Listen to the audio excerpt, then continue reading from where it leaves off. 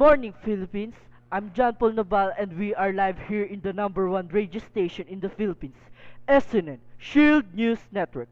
And this is SNN Patrol. We are now bringing you the extreme 10 minutes news updates in local news, national news, education, and sports.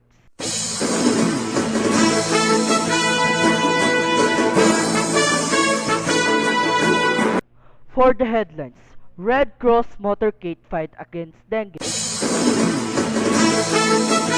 In national news, Catholics come out for RH bill.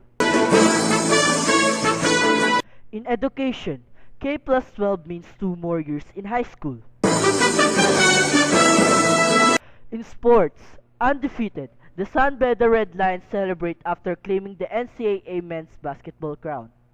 Details of these headlines follow after this break.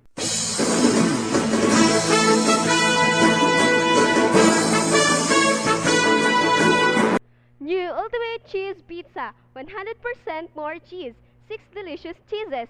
Visit the nearest Pizza Hut or call 911-1111.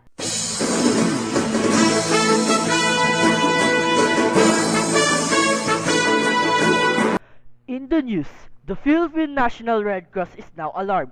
Here's SNN correspondent Fatima Makud to bring us the extreme details of this report. Fatima, bring it out. Yes, John Paul, the PNRC had passed by at Culiat High School and Elementary School, also with some other schools in Quezon City.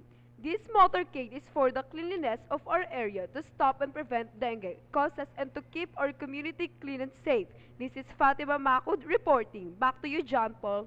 Thank you, Fatima. And now, in national news, Catholics come out for RH bill. Here's our national news correspondent Anna Marie Homboy bringing us the story. Anna Marie, bring it out. Yes, John Paul. We have a group here composed of Catholics express support for a passage of a reproductive health law and disagreement with the bishop's opposition to it. Dr. Edelina de la Paz, National Coordinator of the Catholics for RH Movement, stressed that her group were not against the church. This is Anna Marie Humboy reporting. Back to you, John Paul. Thank you, Anna Marie. Stay here in your number one radio station, SNN, Shield News Network, giving up more updates after this break.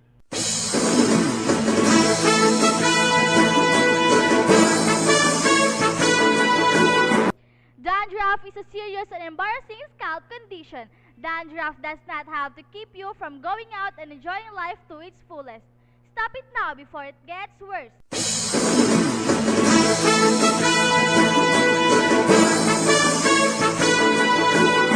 You're still listening to SNN Patrol. Time check. The time is 9:32 in the morning. This time check was brought to you by Globe Fully Loaded Plan. Back to our headlines. The new issue about K plus 12 means 2 more years in high school. Here's our education news correspondent, Sharifa Baganday. Sharifa, bring it out. Of course. Yes, John Paul. The K plus 12 is going to be K plus 6 plus 4 plus 2.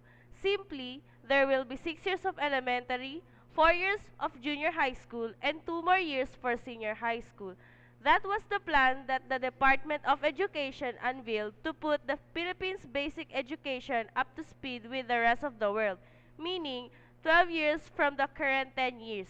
It's not going to happen though until the Aquinos administration's term is over in 2016, when funding and transition measures are put place, DepEd official said. This is Sharifa Baganday reporting. Back to you, John Paul. Thank you, Sharifa. That's right. We can build up more experiences and knowledge but less in money. Let's go back to our headlines after this break.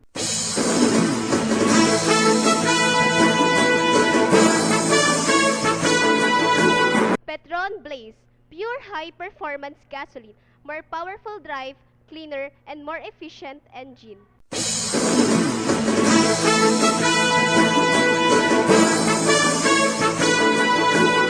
Special advisory. Pointers on how to prepare for typhoons. Before the storm, keep note of emergency hotlines in your area. Store an adequate supply of food and clean water. Prepare food that need not be cooked. During the storm, stay alert and awake. Many deaths, particularly from landslides, occur while people are sleeping. Keep your radios tuned to a local radio station and follow all instructions. If you are told to evacuate, move out of the house or building to safe, high ground. After the storm, even if the storm is clear, keep listening to weather reports and only return to evacuated buildings if you are told it is safe to do so. If your house was damaged, make sure that it is already safe and stable before you enter. Report damaged electrical cables and fallen electrical posts to the authorities. Report power meters that have been submerged in flood waters to Meralco, and many more. Sources from Pag-asa, ABS-CBN News, DZMM, and Philippine National Red Cross. This is Asmina Saban reporting for your protection.